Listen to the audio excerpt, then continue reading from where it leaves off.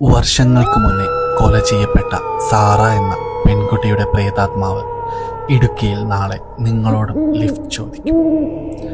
അർദ്ധരാത്രിയിൽ യാത്രക്കാരെങ്കിലും ആ വഴി പോവുകയാണെങ്കിൽ കുറച്ചകലെ മാറി സാറ പ്രത്യക്ഷപ്പെട്ടിട്ടുണ്ടാവും, കയ്യിലൊരു പാവയുമായി.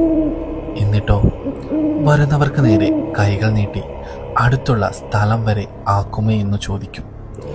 കൊച്ചുകുഞ്ഞല്ലേ, ആരും തന്നെ മടി കൂടാതെ അവളെ വണ്ടിയിൽ കയറ്റും. പോവും വഴി മുന്നിലിരിക്കുന്ന ആളെ ഉപദ്രവിക്കാൻ പല അടവുകളും എടുക്കും. എന്നാൽ അതൊന്നും അവൾക്ക് സാധ്യമായിരുന്നില്ല.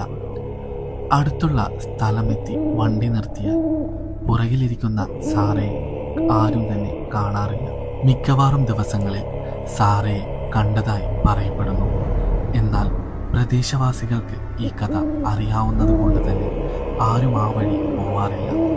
എന്നാൽ പുതുതായി ആര് ആ നാട്ടിൽ വന്നാലും സാറ തൻ്റെ പാവയുമായി ആ വണ്ടികൾക്ക് മുന്നിൽ കൈകൾ നീട്ടും.